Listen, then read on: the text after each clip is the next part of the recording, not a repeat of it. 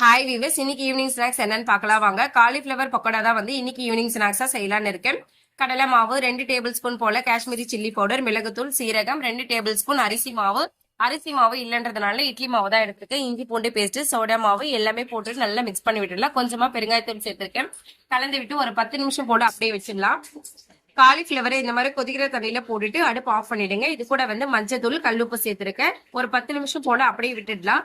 அதுக்கப்புறமா நல்லா அலசி எடுத்துக்கலாம். அலசி எடுக்கும் போது நல்லா வந்து வெந்திருக்கும்.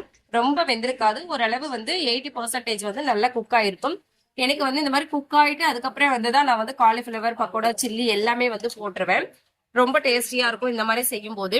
இந்த கடலை மாவோட சேர்த்து இந்த காலிஃபிளவரையும் நல்லா மிக்ஸ் பண்ணி கலந்து விட்டுடலாம். கலந்து விட்டுட்டு ஒரு 10 நிமிஷம் போல அப்படியே வச்சிடலாம். அப்பதான் வந்து அந்த ஸ்பைசஸ் எல்லாமே வந்து இந்த காலிஃபிளவரோட வந்து நல்லா சூப்பரா வந்து கலந்து இருக்கும். நல்லா காலிஃபிளவர் பக்கோடா போடும்போது ரொம்ப டேஸ்டியா வரும். இப்ப வந்து ஆயில் நல்லா காஞ்சிருச்சு. இப்ப பக்கோடா போட்டு எடுத்துடலாம்.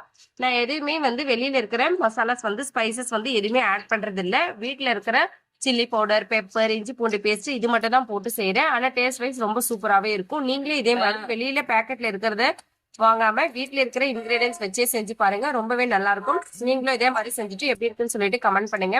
இன்னைக்கு எங்களோட ஈவினிங் ஸ்நாக்ஸ் காலிஃபிளவர் பக்கோடா தான். என்னோட சேனல் பிடிச்சிருந்தா சப்ஸ்கிரைப் பண்ணுங்க. தேங்க்யூ.